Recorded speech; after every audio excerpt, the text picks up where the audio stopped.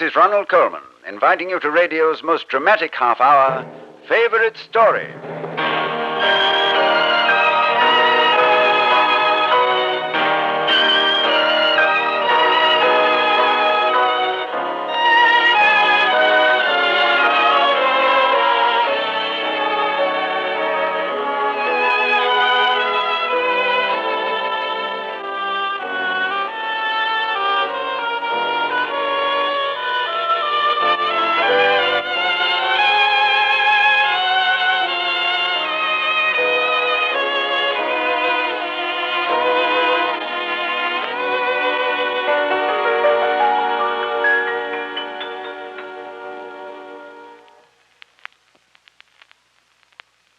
There's one surefire way of spotting the devil.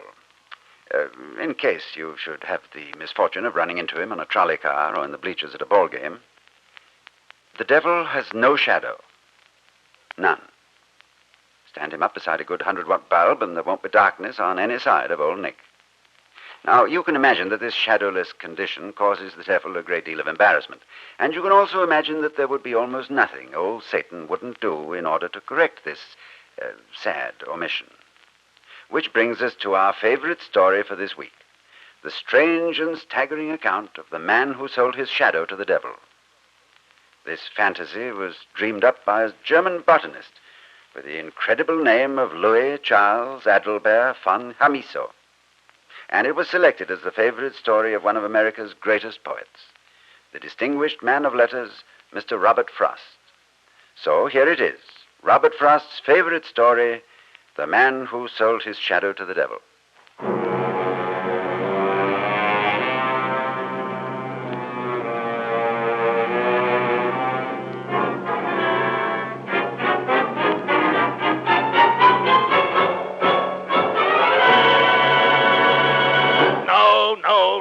No. But, sir, Mina and I are in love. We want to be married as soon as possible. You don't have very good ears, Peter. I said no. I can't believe you'd stand in the way of your daughter's true love. Oh, yes, I would, Peter. I'd stand in your way. Tell me, how much money have you got, in round figures? Well, very little. How little? Nothing. You see? My daughter must be provided for. Can't have her trotting off to the altar with every bumpkin who announces himself as her true love. I'm not ashamed of being poor. Together, Mina and I can make our way. And what about me? You? Yes, me. My daughter's a beautiful woman. A negotiable asset, I think the bankers would say. When she falls in love, it will be with someone who can take excellent care of her. And me. What about her happiness? Happiness, Peter, is round, shiny, golden. Makes her sound like this. You're a money man. Cruel, selfish. And practical, Peter. You're beginning to bore me. Do you mind leaving? Sir, I have never been so insulted. Good day to you. Good day. Oh, one other thing, Peter. Yes. You will make me ecstatically happy if I never see you again as long as I live.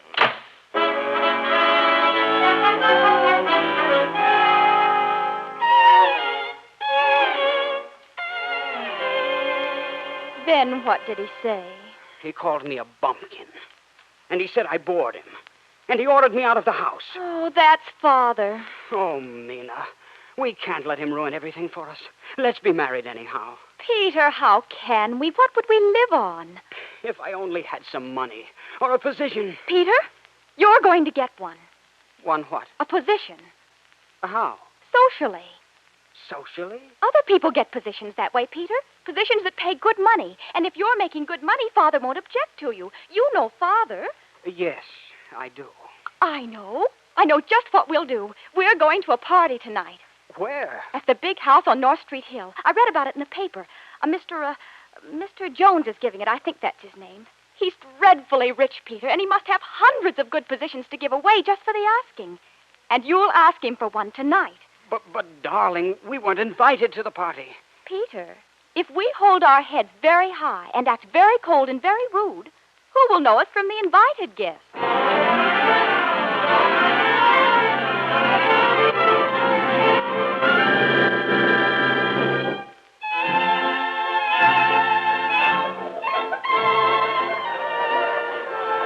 isn't this exciting, darling? The violins, the jewelry, all the beautiful people. Mina, that man over there, he's looking at us strangely. He's looking at everybody strangely. Stop worrying, Peter. All the same, Mina, I'd Oh, rather... look. There's a count. Count? Nobility, Peter. A real live count. And a baron. And a duke. Do you realize a duke is almost a prince? Oh, wouldn't it be heavenly to be a princess? I'd be quite happy if I was just a plain, everyday count. Peter, Hmm? there's Mr. Jones right by the staircase. It's his party. Darling, let's go home. Oh, Peter, Peter, Peter. If you love me, if you want to marry me, you'll march right up there to Mr. Jones and tell him to give you a position. It's our only hope. All right, Mina. I'll do it. Because I love you. I'll be right behind the banister listening. And then, Your Excellency, the old man turned to the fish peddler and said... Mr. Jones? No, he said, who are you? I've got to talk to you. I'm telling the Baron a story. This is very important. I want a position. You do? A good position with good pay. Well, doesn't everybody? I'm very serious, Mr. Jones. Yes, I can see that. Well, tell me, young fellow, what can you do?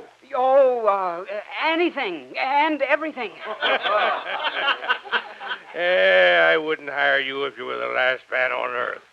Why not? Because you're stupid and a bumblehead, and because you spoiled my story. Now, as I was telling you, Baron, the old man turned to the... Mina. Oh, there you are. I heard what Mr. Jones said. Mina, I'm sorry. I heard everything. Mr. Jones is right. Father's right. You are a bumblehead, and you'll never amount to anything as long as you live. Oh, Mina, my precious darling. Now, don't you start saying nice things to me, Peter. It won't do you any good. I've made up my mind. You needn't trouble yourself calling on me anymore. I won't care to see you. Good night, Mr. Nobody. Mina. I'll see myself home. Don't you bother. Oh, Mina. You can't just go away and leave me. I've been watching you. What? I say, I've been watching you. I know. I don't belong here. I wasn't invited. I'm going now. I wasn't invited either. You weren't? I just came. So did I. I've been watching you, Peter. How do you know my name? I've been listening, too. How can Jones be so cruel to you? So harsh and unkind? Do you know Mr. Jones? I've had my dealings with him, and I can assure you without fear of contradiction that Mr. Jones is a man without a soul. It isn't just his being rude to me. It's that I've lost Mina. Such a fine girl. She is a fine girl, and I love her with all my heart, and she loves me. But I have to make some money and prove myself to her. Peter, I think I can be of some help to you. Can you find me a position? Some very profitable work? I have gained quite a reputation for my ability to find work for idle hands.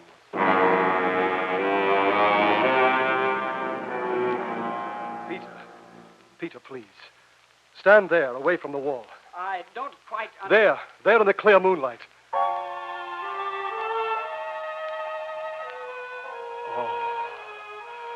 Oh, it's beautiful.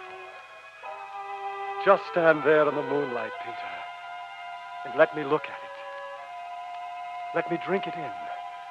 So clean and sharp and black. I don't understand. Peter, I want to buy your shadow. You want to... Oh, you're making a joke with me. What's the matter? Isn't your own shadow good enough for you? It's very cruel of you to laugh. Many years ago, I had an unfortunate accident, and it was necessary to amputate my shadow. Look here. Here, when we stand side by side in the moonlight. Two of us standing here. But only one shadow. Yes. Isn't it dreadful? Not really, of course. It's just a whim of mine wanting a shadow. I don't know what earthly use it would be. You can't eat it or wear it. You can't even talk to it.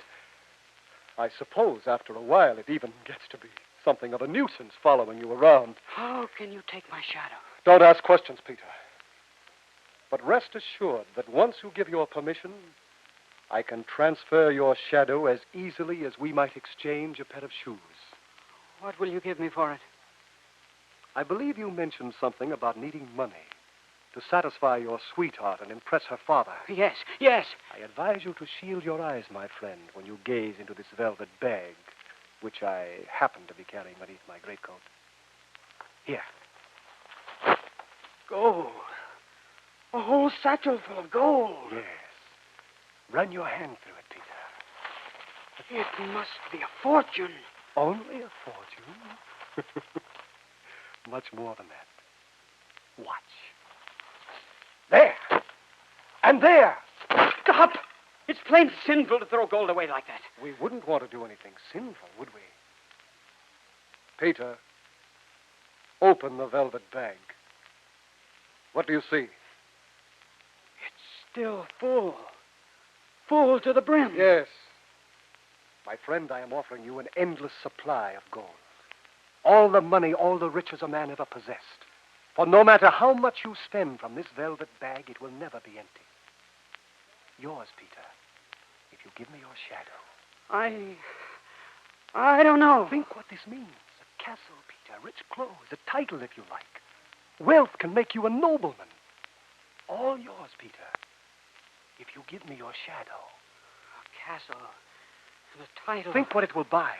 Respect from men like Jones. The admiration of Mina's father. The hand of the lovely Mina herself. Yours, Peter, if you give me your shadow. It doesn't seem right. Right? What has your shadow ever done for you? Has it brought you honor, fame, distinction, love? No, it has chained you to the earth, this shadow. Be done with it, Peter, and claim the happiness which belongs to you. Yours, the instant you give me your shadow. Take the shadow and give me the purse. Done. There's my part of the bargain. And now, Peter. Now, if you will just stand where you are in the moonlight. That's fine. I grasp your shadow firmly above the shoulders, and I tug gently at first to loosen it, and then I pull and pull and I pull.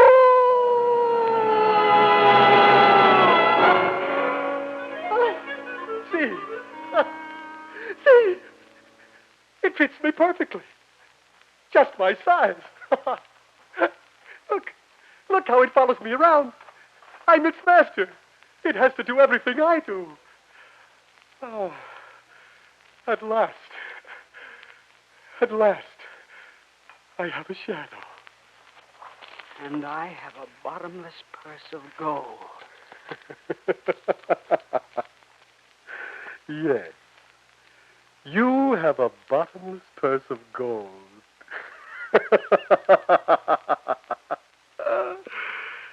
You poor fool.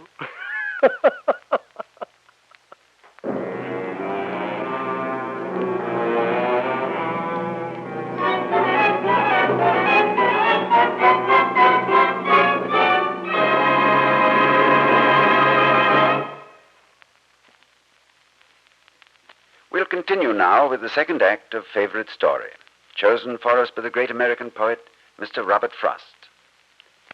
It would seem offhand that our friend Peter had made himself a rather good bargain in selling his shadow to the devil.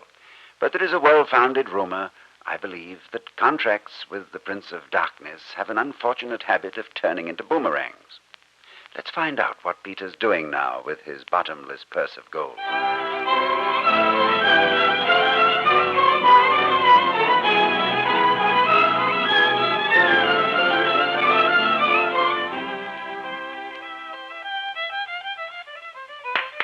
Fiddler? Fiddler! Yes, Mr. Peter. I want to hear something slow. Very good, Mr. Peter. Bendel? Bendel! Where are you, Bendel? Coming, sir. Coming, Mr. Peter. You'll have to be more punctual, Bendel. I demand punctuality from my servants. I understand, Mr. Peter. I was merely following your orders. I was in the East Chamber counting the gold. And how much did you find? In the East Chamber, 15,412 florins of pure gold. And in the West Chamber? In the West Chamber, 18,940 guilders of pure gold. And the velvet satchel still full to the brim. Fiddler! A waltz! Yes, Mr. Peter. Mr. Peter. I don't like the sound of that. Any poor bumblehead of a farmer's son can be a mister. I want a title. Bendel, Yes, Mr. Peter. go buy me a title. I beg pardon, sir? There must be 100 bankrupt noblemen who would gladly exchange a tattered coat of arms for the gold in my East Chamber. Well, Bendel, what are you waiting for? Go buy me a title. Yes, sir. Whatever you say, sir. Fiddler, Yes, Mr. Peter. play me something with majesty, pomp, magnificence. Something fitting to nobility. Very well, sir. But I am only one fiddler.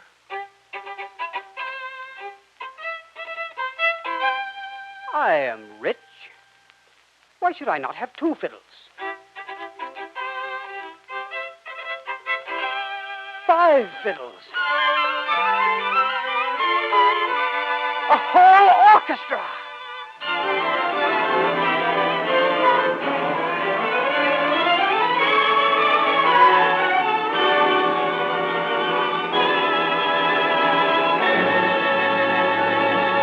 Peter, my dear, dear boy, Mina and I are delighted about your good fortune. Delighted. You mean you would no longer stand in the way of our marriage? Oh, now whatever gave you that silly idea? Mina loves you, and I wouldn't think of interfering with her happiness. Of course not. Where is Mina? Well, I brought her here to see you. She's waiting in the hall. I'll go to her. As for you, sir, you're beginning to bore me. Huh? Do you mind leaving? Well, And you'll make me ecstatically happy if I never see you again as long as I live. Well, my dear Peter. Now you can get out. Good day. Good day to you, Peter, sir. Ah! Oh, Mina, my darling, my precious. Why, what's wrong with Father? He ran past me like a frightened rabbit, with his hat on backwards. I must have frightened him. No matter. He approves of our marriage now, darling. So there's nothing to stand in our way. That is, if you still want me. Oh, Peter, you know I want you. I always have. I always will. Darling Mina, we must make our plans. When will the wedding be? Tonight? Tomorrow? Oh, so soon? Why not? Come out in the garden, my sweet, and your husband will pick you a bridal bouquet with his very own hands. Oh, the flowers are lovely, Peter. It seems a pity to pluck them away from their warm sunlight. What difference does it make? I have gold enough to buy the sun itself. Peter, where did it come from? Where did you get this fortune? An inheritance, a distant relative. Oh, darling, I'm so happy. Aren't we the luckiest people in the whole world? The luckiest. And by far the richest. Peter, isn't that curious? What, dear? Why, there doesn't seem to be any shadow where you're standing. No shadow. Now, what do you suppose would cause that? I don't know. Don't tell me you're a magician of some sort. Peter, what's wrong? You look pale. Get in the house. But In the dark. We must get out of this cursed sunlight. There. That's better. why, what's wrong with you, Peter? Nothing. Nothing. Out there in the garden. Why didn't you cast a shadow? Because I don't have a shadow. You have no shadow. Only the devil has no shadow. Oh, Mina, you're wrong. The devil has a shadow. He has mine.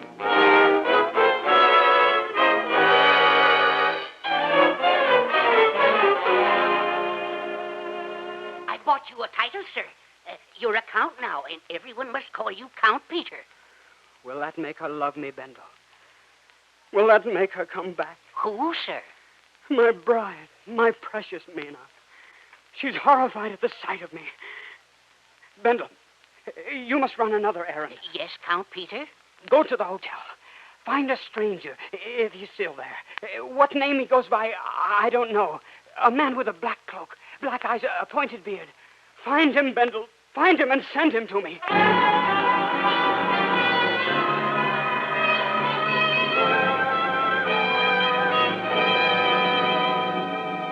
Aye, sir. searched everywhere, Count Peter, sir. Nobody knows where this...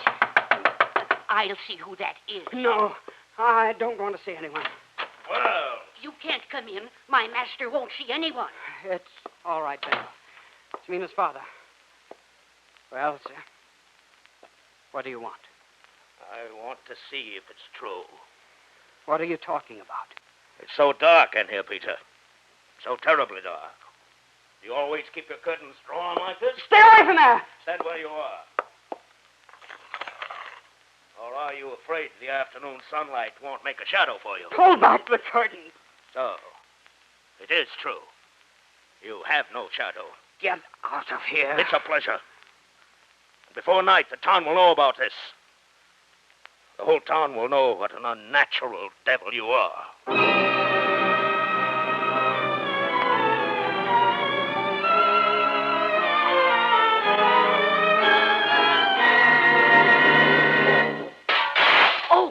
They've broken every window in the house, Bendel. Yes, sir. Bendel, look at me. Hold the lamp high and look at me. Well, do I frighten you? Yes, you do, sir. Say that you're in league with the devil, sir, and it terrifies me. I have no friends left. I might as well be dead. Bendel, take what money there is, get out of here, before they kill you, too. Or burn you at the stake for being in league with me. But where are you going, Count Peter?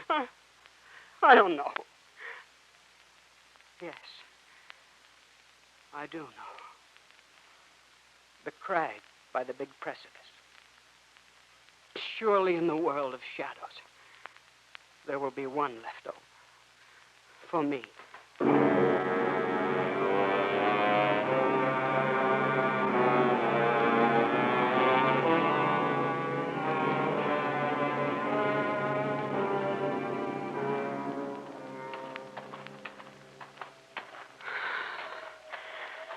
Such a high place.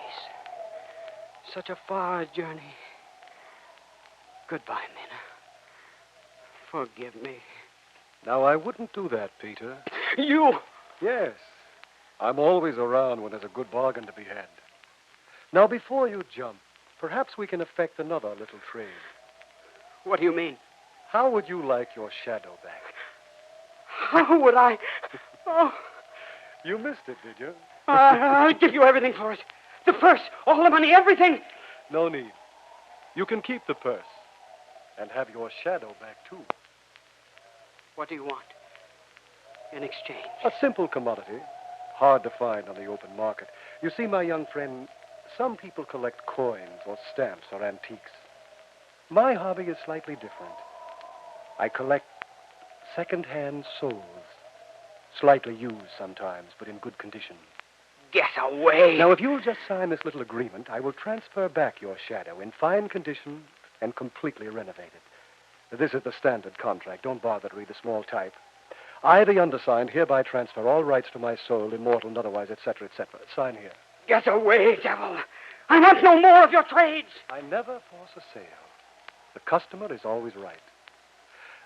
But, Peter, should you ever care to reconsider this transaction, you need only to rattle the purse like this. See? Just a simple flutter of the wrist, and I'll be here in an instant. And we can make our jolly little trade, right? Oh, and I wouldn't jump if I were you, Peter. You have no idea how a fall like that can reduce the trade-in value of your soul. Peter, wait, don't! Mina. Bendel told me you were coming here. Peter, you mustn't. I love you. You love a man without a shadow. Oh, Peter. Oh, I can have a shadow easily enough. All I have to do is rattle this purse, and he'll give me back my shadow. And what must you give him? My soul. I'll go now, Mina. You'll never see me again. No, Peter. Stay with me. How can I? Wherever we go, I shall be mocked and abused. I don't care.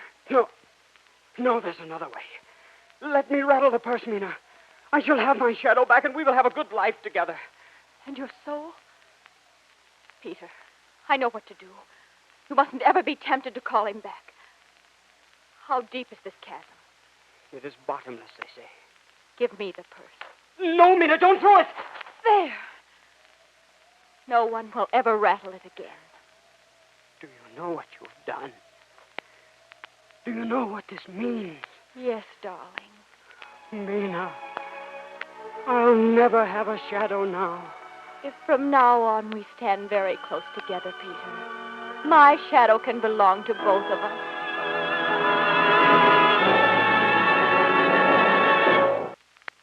There's a moral to this story, you see.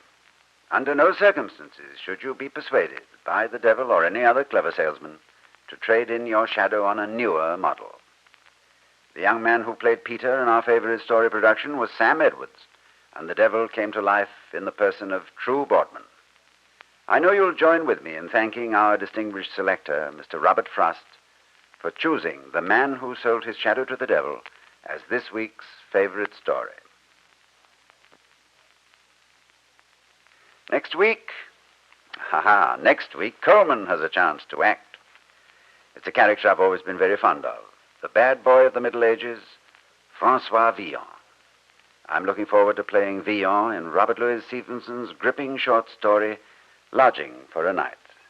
It was chosen by author Frank Sullivan as his favorite story. We hope you'll be listening.